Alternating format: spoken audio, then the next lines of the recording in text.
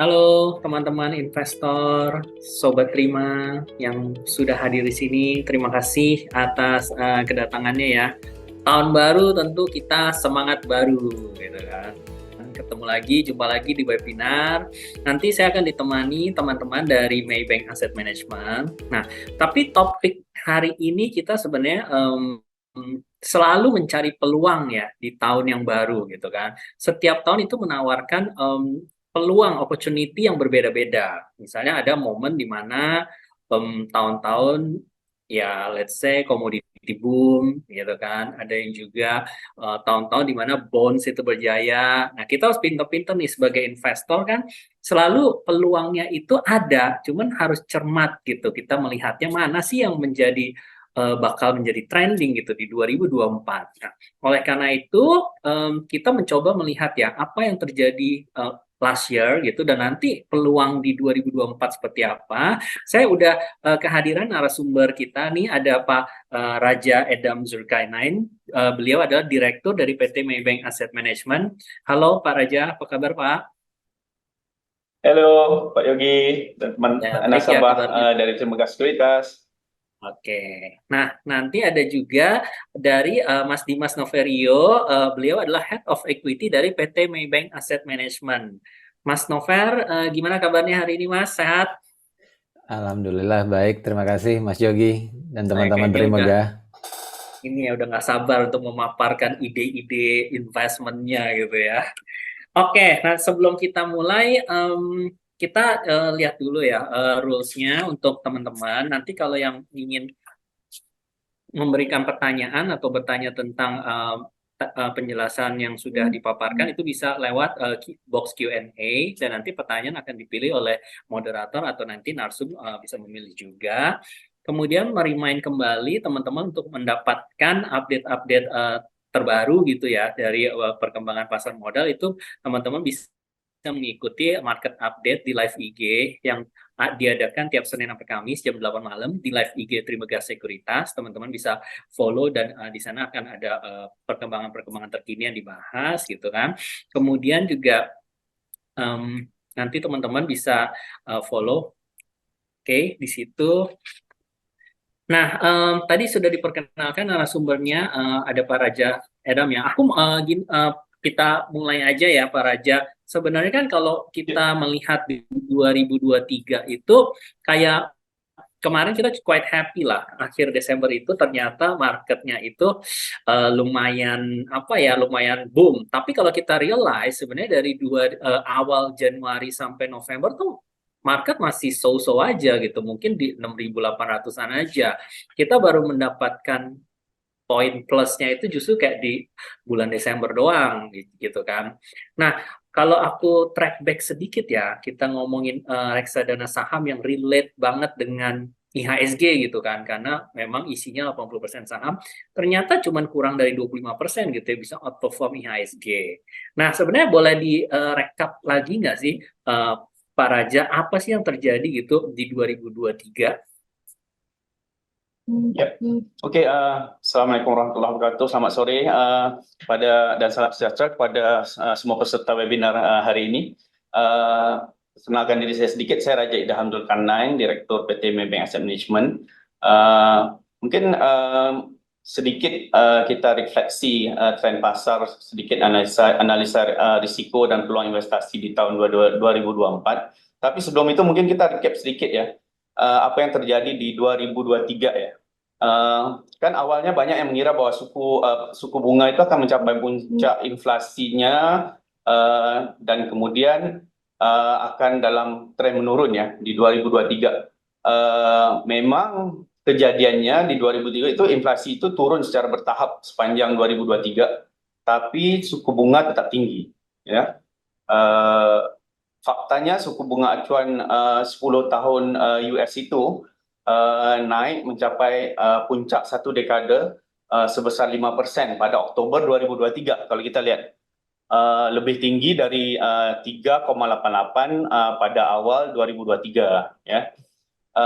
Biasanya kalau kita lihat ini ada korelasi yang kuat antara inflasi dan suku bunga, dan inflasi yang lebih rendah seharusnya membuat suku bunga turun. Tapi kita percaya bahwa suku bunga tetap tinggi tahun lalu karena defisit anggaran di di US itu tinggi ya, mencapai 6% di 2023. Ini adalah tingkat yang tertinggi kalau kita melihat selain dari adanya perang ataupun resesi di US, ini adalah peringkat yang tertinggi di US. Tapi kejadiannya seperti tadi Mas Yogi bilang, dalam 2 bulan terakhir suku bunga akhirnya telah mencapai puncaknya, sudah mencapai puncak dan inflasi umum itu mencapai 3%. Itu menghampiri atau mendekati target Fed sekitar 2% ya. Data ekonomi itu mulai sedikit melemah di US pada akhir tahun, juga merupakan faktor lain dari penurunan suku bunga ya. Hal ini menyebabkan, ini yang menarik nih, hal ini menyebabkan rally di pasar keuangan. Setelah ada pelemahan ini, suku bunga mulai turun, hal ini menyebabkan rally di pasar keuangan. Tapi itu kan di akhir ya, di akhir tahun. Itu terlihat equity dan obligasi di Asia itu naik pada akhir tahun. Pasar equity US kita lihat kinerjanya lebih baik. S&P naik ketika di akhir itu hampir lebih dari 20% ketika itu ya. Tapi ini didukung oleh sebahagian tema aja. Kalau kita lihat pasar US itu didukung oleh tema AI. Rally itu hanya terkonsentrasi pada perusahaan-perusahaan besar seperti Apple, Facebook, Nvidia, Microsoft. Ini yang memberikan kontribusi besar pada kenaikan di US kemarin. Mungkin sedikit itu yang dari highlight di 2023 ya. Mas Yogi. Oke, berarti sebenarnya kalau bisa dikatakan suku bunga ini kan baru peak ya, even belum turun gitu ya Pak Raja ya. Jadi kayak ya mungkin ada lagging lah, jeda beberapa saat sampai akhirnya benar-benar turun gitu. Nah, sebelum turun aja, baru berhenti naik aja, itu kita udah merasakan lumayan kenceng tuh, kayak 1,5 bulan itu lumayan 6% indeksnya kalau aku hitung gitu ya. Walaupun ya hari ini 2 hari terakhir ada koreksi, mungkin masih dalam technically koreksi wajar gitu ya. Nah, oke, thank you banget tadi penjelasannya apa yang terjadi di 2023 Pak Raja. Nah, sekarang kita justru lebih penasaran nih. Nah, kalau memang kapan sih waktunya turun, beneran turun sampai ke berapa? Terus turun itu karena apa lagi yang dilihat? Nah, impact-nya ke market seperti apa?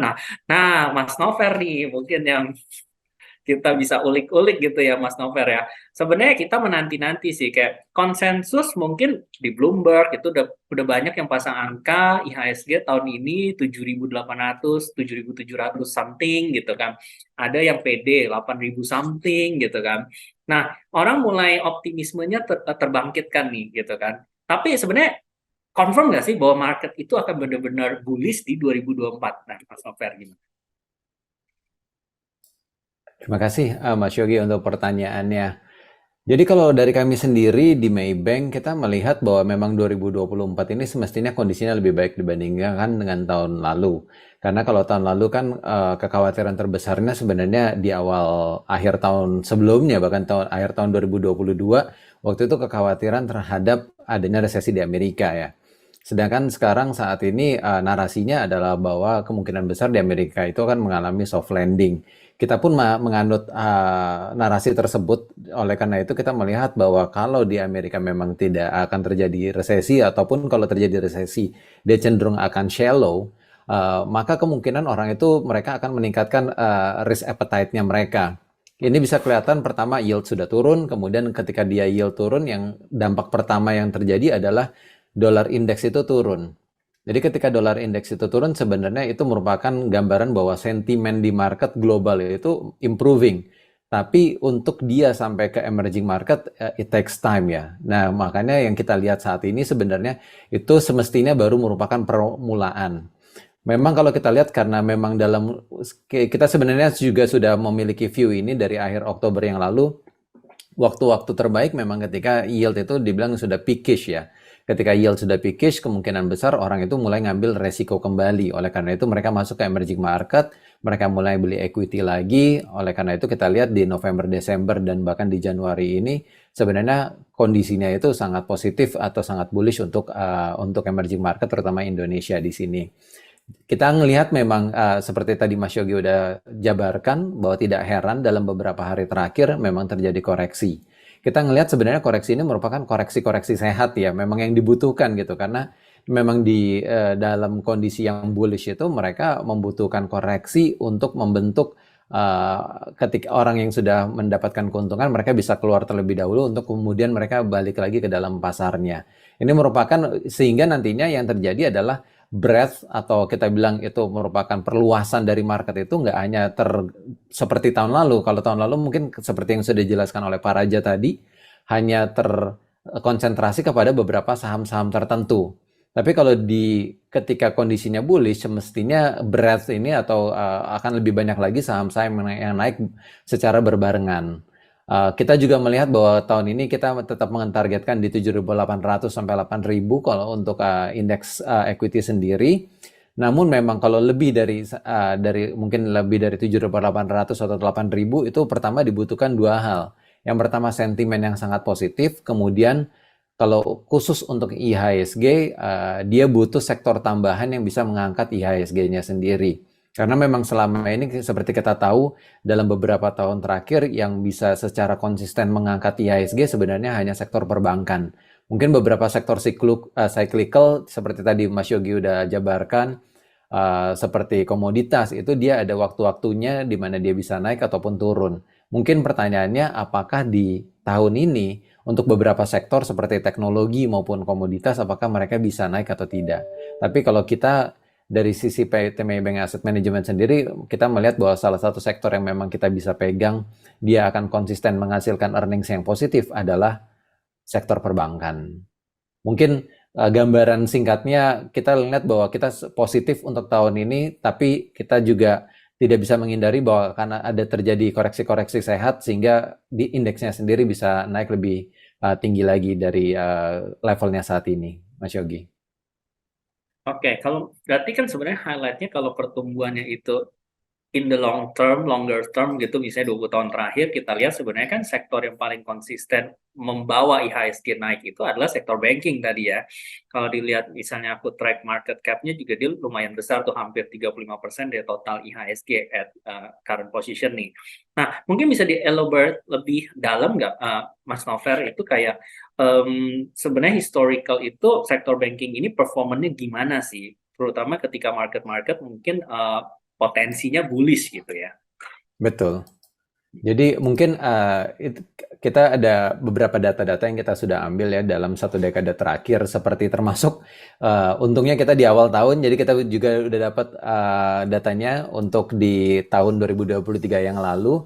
Jadi kalau saya lihat sendiri dalam satu dekade terakhir, itu sebenarnya kita ngambil salah satu indeks yang bisa menggambarkan sektor perbankan yang paling dekat ya kita lihat ya. Jadi bukan financial sector, tapi kita khusus untuk perbankan karena memang sebenarnya sektor ini yang paling konsisten mengangkat IHSG. Itu kita ngambil. Maksudnya mau data yang mau ditampilkan atau bagaimana, baik? Oh, boleh kalau saya boleh tampilkan? Boleh dong. Boleh. Saya izin ya untuk menampilkan data ya. Kalian aja, Mas. Oke, jadi sudah terlihat ya datanya? Ya, oke. Jadi seperti kita lihat sama-sama di layar, ini data yang saya coba tampilkan di sini. Ini kita ngambil data dalam satu dekade terakhir, bahkan dari 2012 sampai 2023 ya. Jadi kalau kita lihat satu dekade terakhir atau 10 tahun terakhir, kita bisa lihat ini salah satu indeks yang paling mendekati ya untuk menggambarkan sektor perbankan, yaitu Infobank 15. Isinya saham-saham perbankan yang sangat liquid, sangat besar market cap-nya, dan juga sangat bagus dari sisi corporate governance-nya. Kita lihat dalam satu dekade terakhir, Infobank 15 ini ternyata menghasilkan return yang jauh melebihi dari indeks-indeks yang biasanya kita dengar ya. Menghasilkan kinerja secara kumulatif sekitar 300%, jauh di atas LQ45, IDX 30, IHSG dan Serikahati. Jadi yang paling mendekati mungkin Serikahati itu sekitar 167, tapi kalau kita bandingkan 167 ke 308 itu sangat jauh ya perbedaannya ya. Dan yang menariknya, ternyata Infobank 15 Index ini sebagai gambaran sektor perbankan, dia tidak hanya menghasilkan kinerja yang secara kumulatif itu paling unggul, tapi juga paling konsisten. Karena kalau kita lihat dalam 10 tahun terakhir, termasuk tahun lalu sebagai gambarannya, tahun lalu itu jadi Infobank 15 itu naik 10,3%. Kalau kita bandingkan dengan IHSG yang naik 6,2%, artinya ada gap atau outperform sebesar 4,1% Infobank 15 terhadap IHSG. Dan kalau kita lihat dalam 10 tahun terakhir, ternyata IHSG Infobank 15 Index ini itu dia kurang lebih outperform 8 dari 10 kali. Jadi dia 80%-nya itu dia outperform terhadap indeks. Dan kalau kita lihat ketika dia underperform pun, itu spread-nya tidak terlalu besar ya dibandingkan dengan indeks IHSG-nya. Jadi ini yang tadi gambaran yang kita sampaikan bahwa memang indeks Infobank 15 ini sebagai gambaran terhadap sektor perbankan dalam jangka waktu yang panjang, pendek maupun midterm itu ternyata menghasilkan kinerja yang sangat konsisten dibandingkan dengan indeks-indeks yang kita ketahui bersama, Mas Yogi. Oke, kalau dilihat sebenarnya performa ini ya yang ditampilkan di data ini 10 tahun terakhir, kalau saat minus, sebenarnya minusnya pun single digit. Tapi kalau saat positif, itu positifnya bahkan 2 kali tuh ya, bisa 40-an% gitu ya. Almost Betul. double digit tuh lumayan sering muncul tuh. Jadi memang kelihatan banget sih dia jauh gitu ya di atas IHSG. Cuman kalau misalnya tadi sektor banking sendiri ya, Mas Novel, itu kan sebenarnya banyak puluhan bank gitu sebenarnya kalau di sektor financial gitu ya, belum multi finance gitu. Tapi kenapa cuma 15 nih? Sebenarnya kenapa cukup 15 aja yang kita pantau? Nah gitu, mungkin filosofinya gimana tuh Mas Novel? Jadi sebenarnya filosofi Infobank 15 Index ini dia itu mengambil yang pertama mereka hanya memilih saham-saham dari perbankan, saham-saham perbankan yang dikatakan mereka memiliki market cap pertama besar. Alasannya karena memang market cap besar itu kan artinya dia sudah melewati berbagai macam siklus ekonomi gitu, ketika turun maupun ketika naik. Itu yang pertama. Kemudian yang kedua, salah satu pertimbangannya adalah mereka juga melihat dari sisi GCG-nya atau corporate governance-nya. Jadi diambil memang saham-saham perbankan yang memang dari sisi corporate governance-nya atau pengelolaannya itu mereka baik. Dan yang ketiga kita lihat juga dari sisi market liquidity-nya, ini saham-saham perbankan yang besar ini itu sangat besar. Jadi kita bisa katakan berapapun likuiditas yang masuk ke dalam indeks perbankan ini, Infobank 15 Index ini bisa masuk keluar itu dengan mudahnya. Jadi itu salah satu pertimbangan mungkin kita lihat memang likuiditas dan kapitalisasi pasar ini salah satu yang terbesar. Ini mungkin sebagai gambaran saja yang saya tampilkan di chart khusus untuk dibandingkan sektor finansial dibandingkan dengan di IHSG, baik dari market cap maupun daily traded value-nya atau likuiditasnya itu jauh mengalahkan semua sektor yang lain, Mas Yogi. Oke, nah selain karena memang tadi likuiditasnya tinggi, boleh di-spill nggak gitu Mas Novel 15 isinya ini sebenarnya apa aja sih dan berubahnya itu biasanya kapan gitu? Oke. Jadi kalau kita lihat lebih dalam lagi ke Infobank 15 Index ini ya, dia itu akan dievaluasi secara berkala. Kebetulan ada dua macam, yaitu major dan minor. Jadi kalau major itu dia mungkin lebih banyak lagi perubahan di dalamnya. Yang kedua itu minornya. Major itu Juni dan Desember. Kebetulan akhir Desember kemarin itu baru ada evaluasi berkala majornya. Jadi kemarin tanggal 2 Januari kemarin keluar hasilnya. Jadi yang kita akan tampilkan nantinya isinya yang terakhir itu merupakan yang terupdate di bulan Desember yang lalu. Nanti di bulan Maret dan September juga ada evaluasi berkala minornya. Dan hasilnya kurang lebih gambarannya seperti ini. Ini yang terakhir.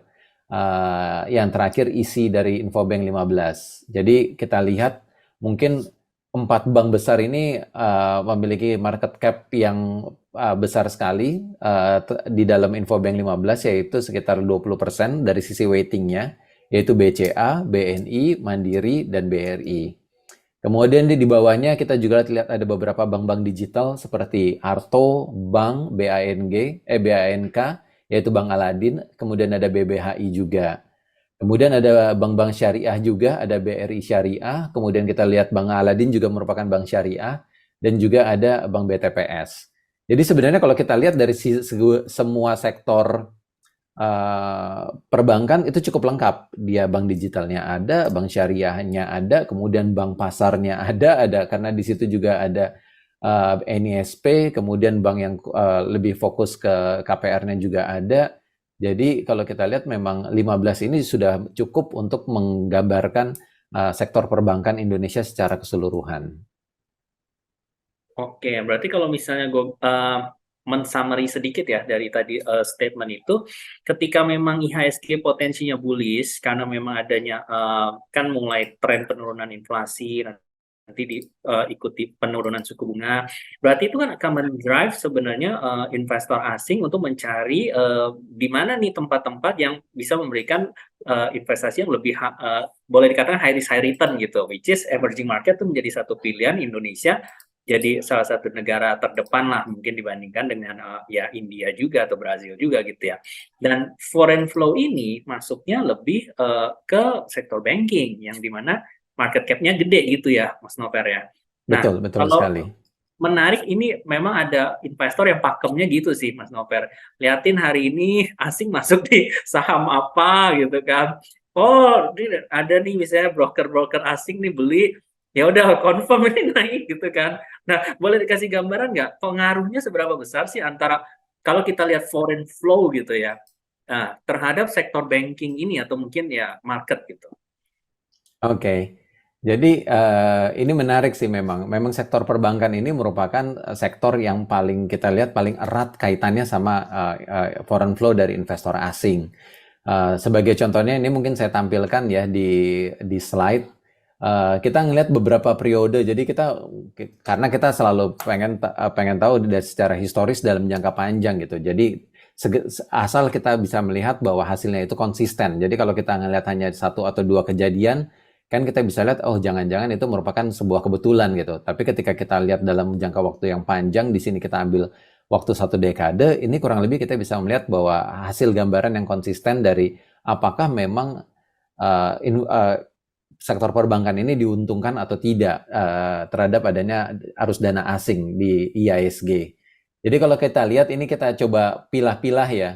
Ini arus dana asing masuk ke IHSG, ketika dia naik itu artinya arus asing itu masuk. Jadi kita coba ambil waktu-waktu tersebut.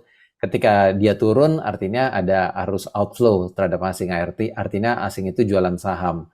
Balik lagi kita coba pilih di mana dia ada konsisten gitu, dia dalam beberapa bulan atau bahkan masuk sampai 1 tahun atau 1,5 tahun dia masuk atau keluar. Kita coba ngelihat bagaimana kinerja sektor perbankan terhadap IHSG maupun terhadap indeks-indeks yang lainnya. Dan yang menariknya kalau kita lihat ini hasil dari tabel dari chart yang tadi saya sudah tampilkan, kita coba pilah-pilah, jadi kurang lebih ada sekitar 11 periode di situ. Jadi kalau kita lihat yang hitam itu artinya periodenya inflow, kalau merah itu artinya periodenya outflow. Jadi ketika kita coba lihat di periode-periode yang hitam atau ketika arus asing itu inflow, itu kita bisa lihat bahwa Infobank 15 Index ini secara keseluruhan itu sekitar 80%. Dia itu menghasilkan kinerja atau outperform terhadap indeks-indeks yang lain. Bahkan beberapa waktu kalau Mas Yogi dan teman-teman bisa lihat, ketika seperti di periode pertama, kemudian kita lihat juga di periode ke-7, atau bahkan di periode ke-11, itu outperformnya sangat signifikan. Dan ini kalau kita lihat tidak hanya terjadi 1-2 kali, tapi di banyak kesempatan dalam 1 dekade terakhir 80%-nya itu outperform terhadap other index. Oleh karena itu merupakan hal yang sangat wajar ketika kita expect bahwa tahun ini mestinya tahun yang baik untuk emerging market dan terutama Indonesia mendapatkan arus asing karena memang sentimen globalnya membaik. Salah satu sektor yang paling diuntungkan kita lihat merupakan sektor perbankan. Lebih kita kerucutkan lagi, di Infobank karena memang isinya saham-saham yang berkualitas, saham-saham perbankan yang besar, dan kita lihat sudah dikerucutkan dari beberapa kriteria yang digunakan. Itu satu hal. Yang menariknya buat saya adalah ketika dia turun atau ketika ada terjadi arus outflow yang merah-merah ini, ternyata secara average ketika dia turun atau ketika dia terjadi outflow, ternyata Infobank 15 Index itu menghasilkan kinerja sekitar minus 9%. Jadi kalau kita bandingkan ketika inflow dan outflow-nya itu spread-nya sangat besar. Dan bahkan di beberapa kejadian ketika terjadi outflow terhadap IHSG, belum tentu Infobank 15 Index ini juga underperform. Seperti contohnya di periode keempat, kita lihat dia menghasilkan positive return dibandingkan dengan beberapa indeks-indeks yang lainnya mengalami penurunan yang cukup dalam. Kemudian di kejadian di periode ke-6 juga kurang lebih seperti itu, ada outflow, tapi ternyata Infobank 15 juga masih outperform dan positif. Jadi kalau kita lihat ini merupakan beberapa hal yang sangat mendukung bahwa kalau kita punya asumsi di tahun ini akan terjadi inflow terhadap arus asing, salah satu sektor yang paling diuntungkan memang akan masuk lagi ke sektor perbankan. Dan yang kalau data terakhir yang kita dapatkan memang seperti tahun lalu, bahkan di 2023, karena tadi kita sudah tampilkan salah satu sektor yang paling outperform itu merupakan indeks perbankan, kita lihat bahwa memang asing itu masuk cukup banyak sebenarnya ke perbankan di tahun 2023 yang lalu, Mas Yogi. Oke, berarti kalau dari sini sebenarnya terbukti ya mainan asing itu ya kalau misalnya memang jumlahnya soalnya kan puluhan triliun gitu ya, itu memang Betul. dia cuman bisa di sektor banking lah yang paling capable untuk menyerap gitu kan mungkin dana puluhan triliun itu gitu ya. Sama tadi tabel tadi sih memang menarik ya karena kalau kita lihat returnnya potensinya tuh sebenarnya kayak 1:4 gitu ya. Kalau misalnya ada Betul. inflow ya lu bisa dapat almost 36%, tapi kalau outflow seapes-apesnya historically itu cuma 9%. Dan yang tadi juga dijelasin ya, mungkin yang benar-benar Infobank ini minus probability-nya paling 2 gitu ya dari 11 gitu ya. Jadi kayak 80% tuh cenderung return-nya masih positif gitu ya di kondisi-kondisi asing maupun outflow gitu. Nah, ini yang juga mungkin kita jadi terbuka juga sih Mas Nover, kayak sering salah kaprah berarti kalau kita pikir asing gitu banyak masuk gitu ya. Kita pilih aja saham-saham LQ45 gitu atau indeks 30 yang gede, pasti kan jadi pilihan asing. Ternyata enggak juga ya, ternyata harus lebih spesifik lagi gitu ke sektornya yang big cap dan banking gitu ya. Karena ya sih, mungkin ada beberapa kita notice kayak indeks-indeks atau mungkin reksadana saham yang lebih ke LQ45 ternyata ya begitu juga hasilnya kurang memuaskan juga gitu kan. Nah, cuman ini kayak pertanyaan yang menarik nih begini nih, orang sering bilang kan kalau kita tahu apalagi tadi pilihannya Infobank 15 kan sebenarnya 80% di-drive sama 4 big four banks itu ya. Kita beli Betul. aja sahamnya sendiri gitu, bagi aja rata gitu, bagi 4. Nah, dibandingkan ini kan reksadana indeks Maybank ini kan notabene reksadana yang benchmarking indeks Infobank 15. Nah, benar nggak gitu? Jadi either beli sahamnya sendiri langsung 4 biji gitu atau beli reksadana indeks ini itu pilihan yang lebih tepat yang mana gitu? Maksudnya apakah beli saham sendiri itu bisa lebih perform gitu? Gimana tuh Mas Novel? Iya, jadi sebenarnya benar yang dikatakan oleh Mas Yogi ya. Apakah kita beli sahamnya langsung atau kita beli indeksnya? Sebenarnya balik lagi ke itu kan kita harus mengikuti dari risk preference dari masing-masing investor. Tapi memang kita lihat bahwa kalau kita beli, sebenarnya kita kan membelinya sebuah konsistensi ya, Mas Yogi. Karena kan kalau kita beli saham tertentu atau kita beli saham langsung, kita itu harus pastikan bahwa kita harus masuk atau keluar di waktu-waktu yang memang tepat gitu. Dan sedangkan kalau kita mengikuti reksadana indeks, itu kayak kita beli tidak menempatkan telur kita di satu tempat saja, tapi kita menempatkannya di beberapa tempat sehingga terjadi diversifikasi. Karena memang kalau kita sadari bahwa kalau memang kita memiliki kemampuan yang sangat hebat dalam memilih saham-saham tertentu, mungkin bisa gitu. Tapi ada waktu-waktu tertentu di mana saham-saham yang kita perkirakan akan perform ternyata tidak perform. Sebagai contohnya, saya ambil seperti tahun lalu ya. Tahun lalu biasanya orang go-to-nya ketika mereka mau beli saham perbankan pasti BCA. Tapi kan ternyata tahun lalu BCA itu underperform dibandingkan dengan Bank Mandiri. Jadi kalau kita lihat dengan keuntungannya kita membeli Infobank 15 Index ini kita udah dapat satu basket di mana tetap saja isinya saham-saham perbankan yang sangat baik. Kita juga nggak harus memperhatikan setiap secara reguler, secara harian. Tapi ketika ada perbedaan kinerja satu dan yang lain, kita tetap akan mendapatkan keuntungan dari masing-masing saham tersebut. Bahkan termasuk saham-saham yang kita bilang mungkin saat ini masih market cap-nya nggak terlalu besar, tapi ketika dia nantinya sudah mulai berubah, contohnya mungkin trennya sudah mulai berubah, seperti tadi ada saham-saham perbankan digital atau saham-saham perbankan syariah seperti BSI yang dalam beberapa waktu terakhir kan, seperti 2 bulan terakhir itu naiknya sangat kencang ya. Mungkin kalau kita beli saham sendiri, akhirnya kita harus melihat semuanya dan membutuhkan waktu yang cukup banyak ya, cukup intens juga untuk mengikuti pergerakan tiap sahamnya. Tapi dengan memiliki satu basket, yaitu Infobank 15 yang isinya juga diisi oleh saham-saham perbankan yang capable dan kompeten, di situ kita bisa mendapatkan fungsi diversifikasinya, tapi juga tetap mendapatkan risk adjusted return yang sangat baik, Mas Yogi.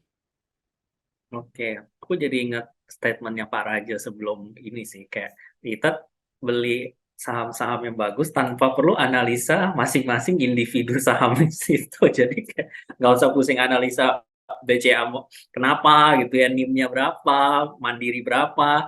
Nah, jadi memang ini mempermudah sih. Basically ini kan memang reksadana indeks itu mempermudah investor untuk lebih santai lah ya berinvestasi tanpa perlu analisa yang mendetail. Terus juga bisa dibeli dengan smaller size gitu ya, karena kalau misalnya kita beli satu lot BCA aja udah berapa, butuh 900.000 gitu kan, BRI butuh 500.000 gitu. Kalau ini kan sebenarnya reksadana bisa starting dari 10.000 gitu ya, jadi kayak lebih fleksibel, anytime ya, kita juga sama lah bisa in out kapanpun gitu ya. Ya mungkin Pak Raja ada yang mau ditambahin nggak Pak? Statement ini saya jadi teringat ya Bapak sempat ngomong itu sih. Ya, mungkin dari saya sedikit ya. Sebenarnya dalam investasi yang kita lihat itu adalah consistent return ya. Yang kita invest itu, yang kita lihat itu consistent return dalam jangka menengah dan panjang. Kalau kita investasi di saham secara langsung ya, itu kan volatility-nya bisa lebih tinggi dari kita investasi di reksadana. Karena dari reksadana kan lebih diversification, dan itu juga dipantau setiap hari, setiap jam oleh fund manajernya, kan? Tapi kalau dalam investasi saham kita harus mempunyai waktu yang banyak, especially untuk menganalisa secara pribadi ya, dan untuk menghasilkan consistent return itu yang menjadi tantangan yang paling besar, even ke investor individu ataupun fund manager. Jadi kalau kita melihat secara research yang kita lakukan, dilakukan oleh tim research kita, itu sebenarnya kalau untuk investor ada lebih baik investasi di reksadana supaya lebih terdiversifikasi, dan kedua itu adalah ada fund manager yang melakukan analisis setiap period dan juga memantau setiap saham itu potensinya, dan juga melihat secara detail ya bisnis setiap perbankan itu ataupun setiap saham itu, juga melihat kondisi keuangan, likuiditas saham itu kalau berbanding dengan investasi langsung di dalam saham. Jadi karena itu kalau kita melihat lebih baik, lebih cenderung untuk menghasilkan consistent return itu kita memerlukan investasi yang portfolionya didiversifikasi, which is salah satu itu adalah reksadana. Itu sih Mas Yogi, kalau kita lihat.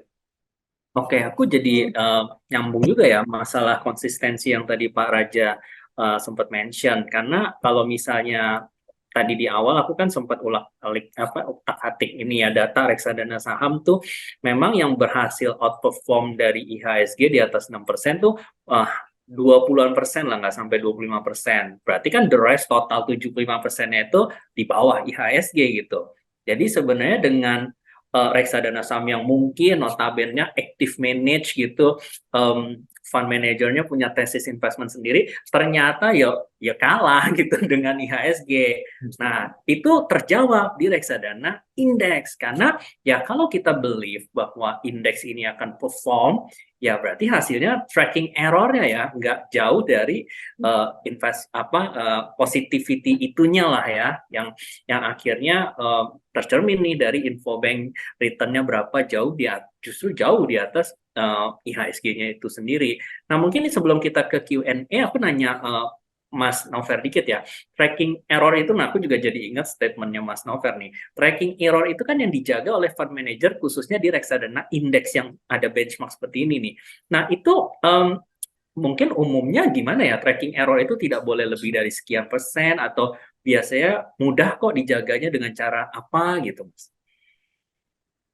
Iya Mas Yogi benar. Jadi seperti yang Mas Yogi katakan, sebenarnya kalau kita ingin melihat sebuah reksadana indeks baik atau tidak, memang salah satunya yang paling utama adalah tracking error. Jadi kalau reksadana indeks itu jauh melebihi dari benchmark yang dipakainya, misalnya di sini Infobank 15 dalam 1 tahun naik 15%, kemudian reksadana indeks Infobank 15-nya naik 20%, itu justru tidak baik. Karena kenapa? Karena ketika dia mungkin lagi sedang outperform terhadap atau dia sedang positif, dia akan bagus kan. Kalau kita lihat dari sisi investor untung gitu. Tapi yang permasalahannya ketika nantinya dia sedang kondisinya turun, kemungkinan besar reksadana indeks tersebut kalau dia tidak mengikuti tracking error yang benar, dia akan ikutan underperform yang jauh lebih besar. Sebenarnya itu yang dihilangkan dengan adanya tracking error. Oleh karena itu kami di PT Maybank Asset Management kita selalu menjaga tracking error dari reksadana Infobank 15 indeks ini nantinya di kisaran sekitar 3%, Mas Yogi. Kita semakin kecil sebenarnya itu target kita, jadi semakin kecil dibandingkan dengan Infobank 15 indeksnya sebagai benchmarknya, itu yang kita inginkan. Sehingga nantinya sebagai hasil akhirnya yang didapatkan oleh klien adalah return-nya si Infobank 15 indeks ini sendiri. Oke, ya. Oke, itu sangat ini ya, poin dari reksadana indeksnya seperti itu.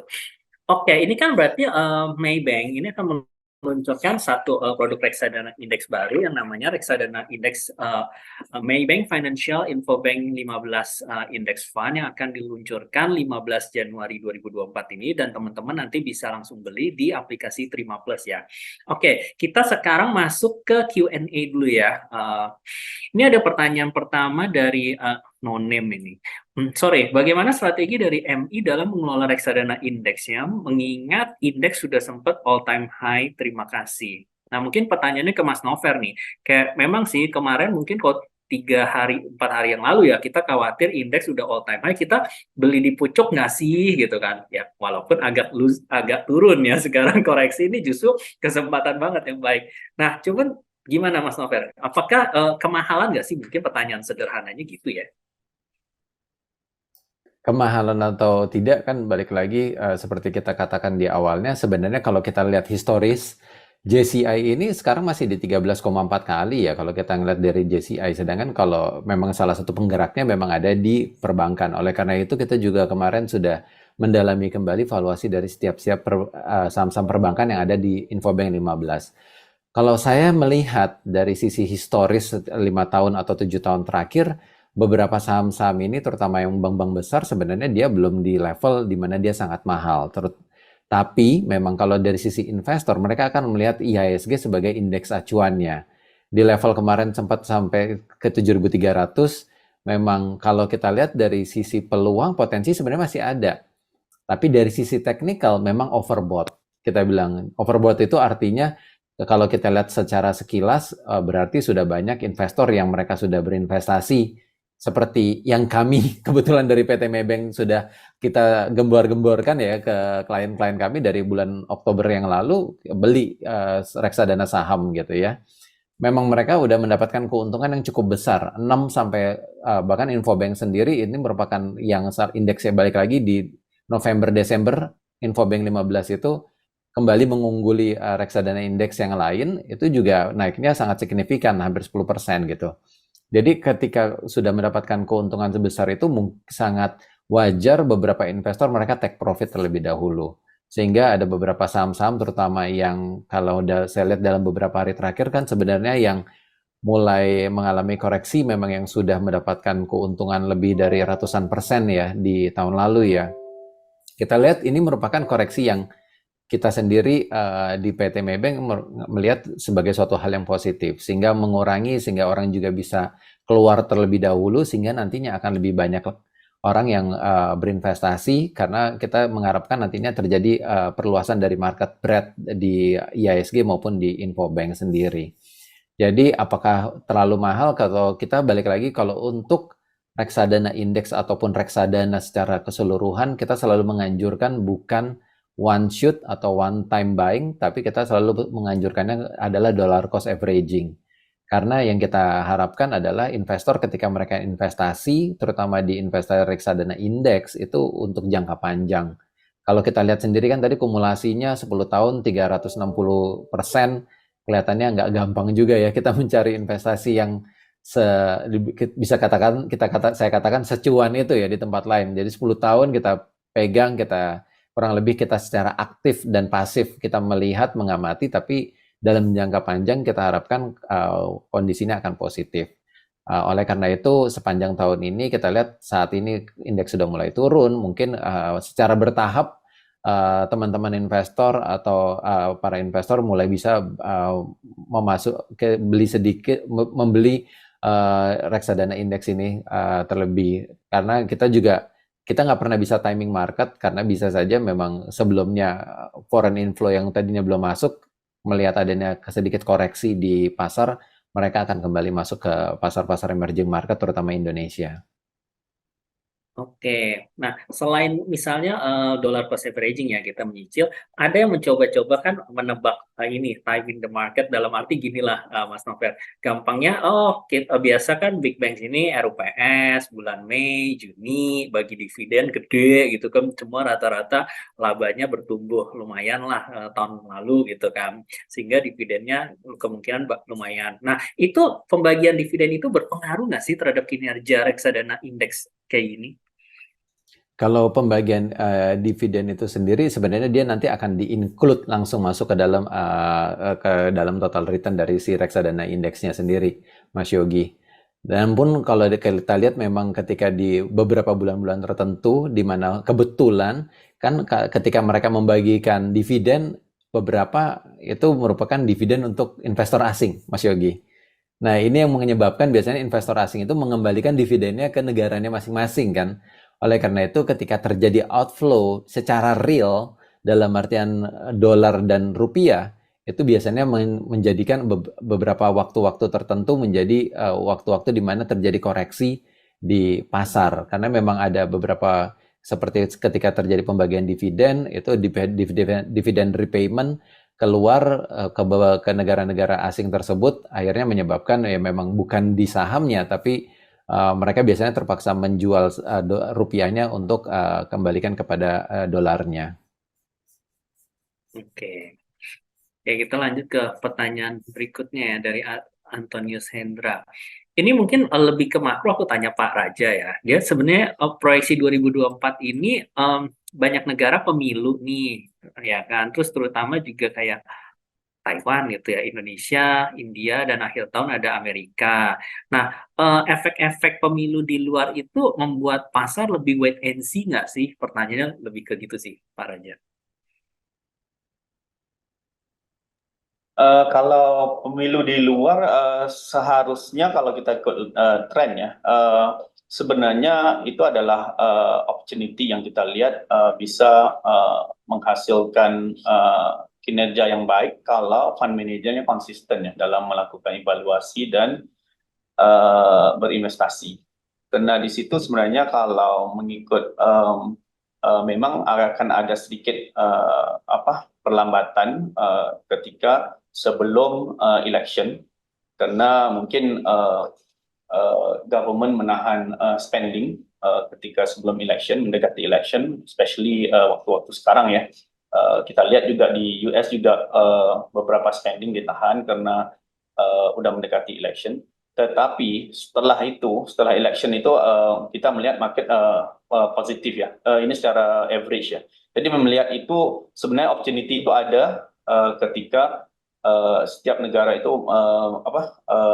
mendekati election. Jadi especially kalau kita lihat di Asia sendiri ya. Kalau kita lihat 2023 secara garis besar investasi di Asia itu kita lihat kurang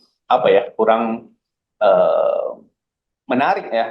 Tahun lalu karena returnnya nggak terlalu besar, tapi tahun ini dengan potensi penurunan suku bunga dan juga setelah election di US dan di Indonesia, itu kita melihat potensi di negara emerging market itu besar. Dan kita memang melihat menjagakan info dari asing itu akan ke negara Asia, especially salah satunya itu Indonesia sih, Mas Yogi. Oke.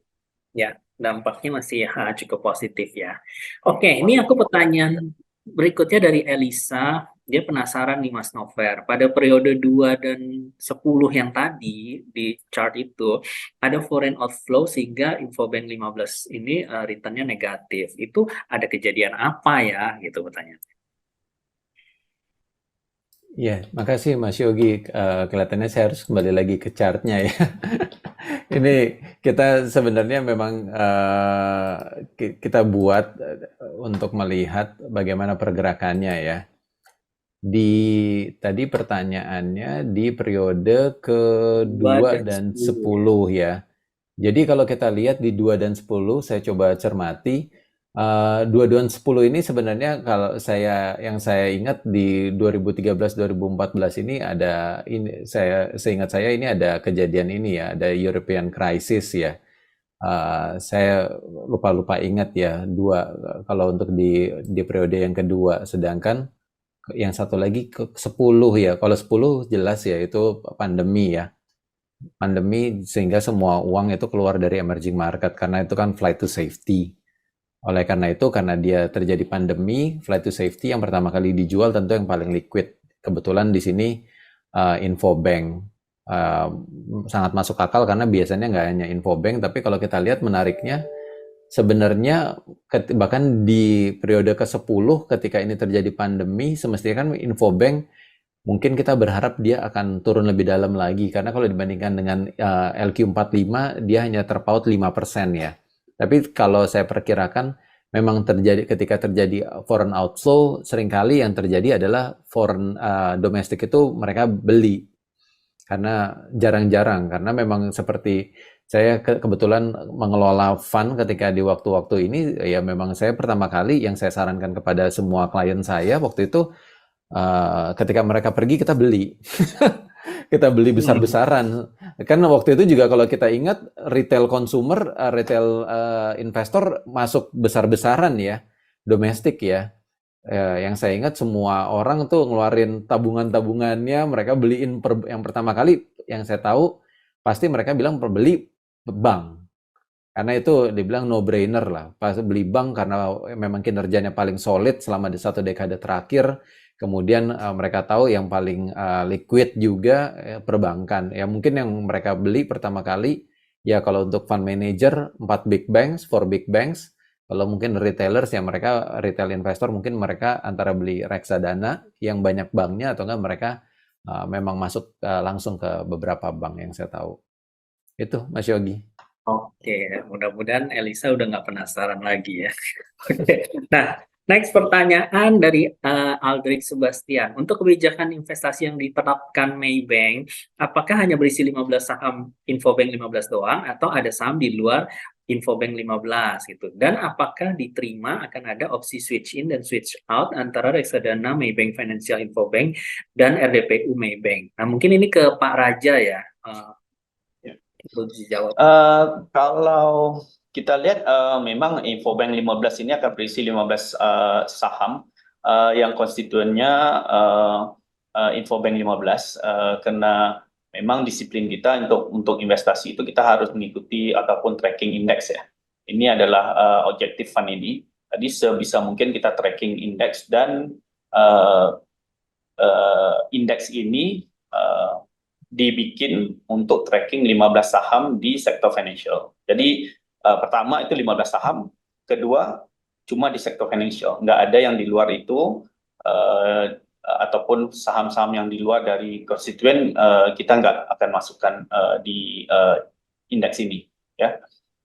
Soal yang kedua itu apakah terima akan ada opsi switching ya, switch in, switch out antara reksadana Financial Infobank 15 dan DPU Maybank Asset Management. DPU itu lah Maybank reksadana pasar uang ya yang dimiliki oleh Maybank. Ya, memang ada opsi untuk switch in, switch out dari kita dan kita sudah bekerjasama dengan Trimegah untuk distribusi kedua fund ini. Jadi investor kapan aja bisa untuk switch dari investment katakan dari Infobank ke ADPU atau ADPU ke Infobank at any time.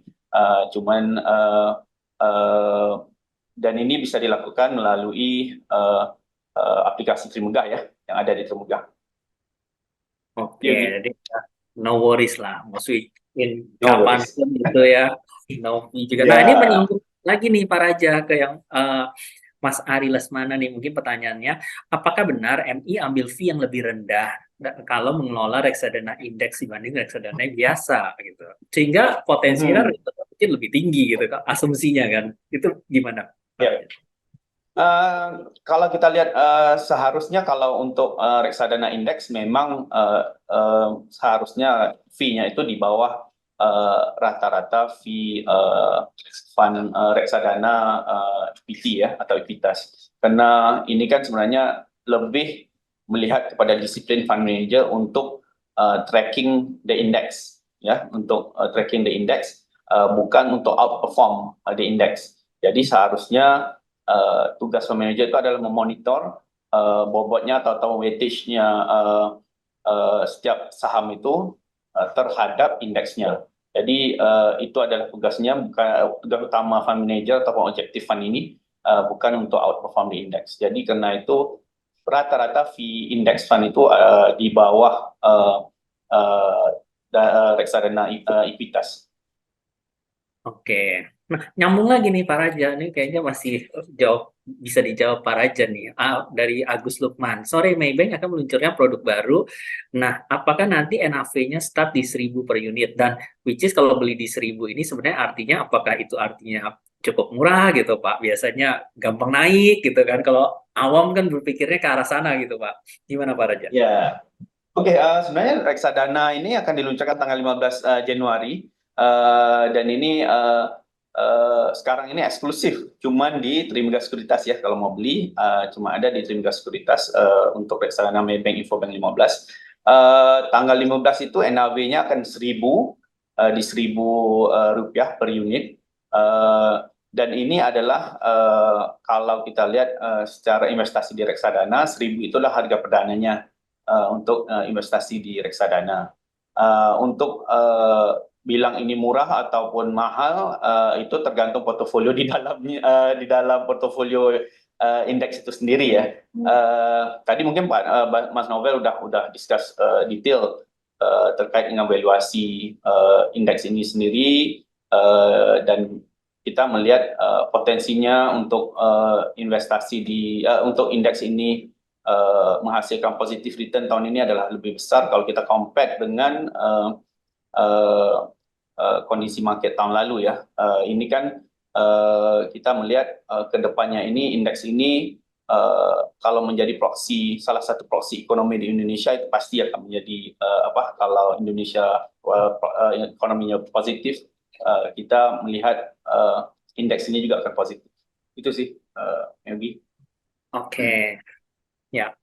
Nah, ini lebih teknis dikit mungkin aku ke Mas Nover ya. Kalau pertanyaannya, di reksadana saham ini kan saham tidak boleh lebih 10% dari AUM. Nah, kalau di reksadana indeks ini bagaimana ya? Karena tadi lihat BCA tuh kan porsinya bisa kayak 20% mungkin ya kalau di Infobank 15. Gimana Mas Nover? Iya, reksadana indeks itu memang berbeda ya aturannya dengan reksadana biasa. Karena memang kalau kita ngelihat beberapa indeks-indeks yang lain yang dipakai, baik kayak DX30 atau LQ45 juga nggak semuanya mereka akan dibatasi di 10%. Oleh karena itu kita memang mengikuti yang kebijakan investasinya akan mengikuti weighting yang ada di indeksnya sendiri. Seperti di sini, seperti tadi kan kita sudah lihat bersama-sama 4 bank itu akan 20%. Oleh karena itu tujuan atau strategi dari portfolio manager sebenarnya bukan untuk lebih dari 20% ataupun kurang dari 20%, dia menjaga sehingga nantinya tracking errornya akan minimum, Mas Yogi. Oke. Ya, mudah-mudahan tadi terjawab ya sama mungkin ini pertanyaan terakhir untuk Mas Nover juga nih tadi dia lebih ke ini ya dari Mas Dodi. Tadi dijelaskan tahun 2023 banyak dana asing yang masuk khususnya ke saham perbankan. Nah, yang saya tanyakan gimana resikonya kalau dana asing tersebut banyak yang profit taking gitu. Ini mungkin tadi sedikit kita sudah lihat ya bersama-sama ya. Memang ketika mereka profit taking akan merupakan suatu hal yang normal ya. Karena kan memang ketika mereka sudah masuk mungkin ada beberapa saat di mana mereka akan melakukan profit taking. Justru ketika mereka melakukan profit taking biasanya di situ waktu-waktu yang paling tepat untuk kita averaging lagi. Ketika kita ingin membeli, ketika kita ingin masuk ke dalam reksadana indeks ini merupakan waktu-waktu yang tepat ketika kita bisa melakukan pembelian secara berkalanya.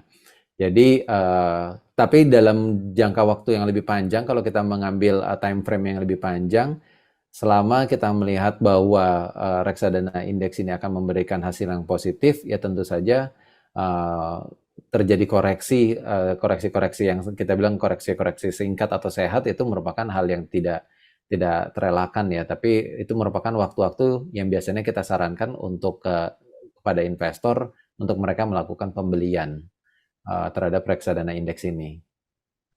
Dan mungkin kalau kita kembali remind sebenarnya porsi Indonesia di portofolio global itu cuma mungkin less than 2% gitu ya. Jadi kayak sebenarnya masih banyak banget ruang kalau memang Indonesia secara fundamental bertumbuh ya mereka bisa menaikkan bobot investmentnya di Indonesia. Jadi itu kayak masih long way to go sebenarnya gitu ya.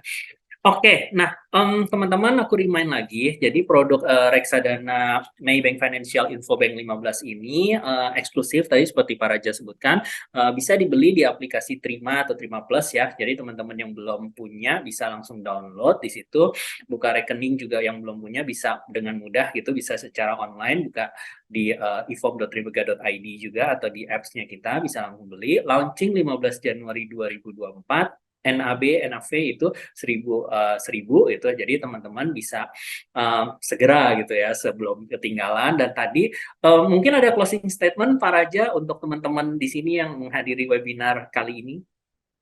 Yep. Mungkin kalau closing statement mungkin saya tekankan kalau dari si kita sebagai manajer investasi kita melihat ataupun objektif kita adalah yang paling utama itu adalah untuk menghasilkan consistent return ya dari investasi nasabah yang kita manage. Jadi kenapa itu adalah salah satu kenapa kita melihat Infobank 15 Maybank Infobank 15 ini sebagai salah satu yang kita mau luncurkan di market karena based on historical return yang kita sudah paparkan tadi itu terlihat ya consistent return-nya ketika market up and down, ketika market itu volatile, ketika market itu konsisten, performance-nya itu cenderung konsisten untuk investasi jangka menengah dan panjang. Mungkin sedikit saya tekankan di sini, memang kalau kita investasi di saham itu memang ada volatility-nya, mungkin kalau investasi secara langsung volatility-nya bisa tinggi ya. Hari ini bisa untung 10%, besok bisa turun 5%. Tapi kalau investasi di indeks ataupun di reksadana, kita melihat Paling kalau di index fund kita bisa menilai performance kita itu 6 bulan, setahun, lebih baik 3 tahun, dan di situ kita bisa melihat performance indeks itu secara lebih real ya. Dan itu akan melihat kalau di compare dengan performance investasi yang lain, itu kita bisa lihat konsistensinya itu di mana. Itu yang saya ingin tekankan ke nasabah. Yang kita dari sisi fund manager itu yang kita utamakan adalah coba sebaik mungkin ataupun our best effort untuk menghasilkan return yang konsisten. Itu Mas Yogi dari saya. Oke, jadi menjawab webinar kali ini untuk mendapatkan peluang bullishnya market di 2024, inflow asing masuk, itu pilihannya di sektor banking. Cara gampangnya adalah reksadana indeks Maybank Financial Info Bank 15 yang isinya adalah 15 saham bank terbaik. Gitu ya, kesimpulan webinar kali ini teman-teman semua. Thank you banget Pak Raja, thank you banget Mas Nover, insight-nya kita jadi dapat satu tesis investment baru lah ya, yang kira-kira untuk 2024 ini mudah-mudahan tepat gitu ya, dan semua teman-teman bisa cuan ya. Oke, thank you banget teman-teman juga semua yang sudah hadir dan meluangkan waktu. Nanti untuk pertanyaan-pertanyaan lebih dalam mungkin bisa menghubungi teman-teman di call center atau teman-teman sales bagi yang ada di kota-kota tersebut ya. Oke, thank you Pak Raja, thank you Mas Nover. Kita ketemu lagi di lain waktu. Sampai jumpa. Oke. Terima kasih Mas Terima kasih, Yogi, terima Mas kasih Yogi, terima kasih, teman-teman nasabah. lembaga.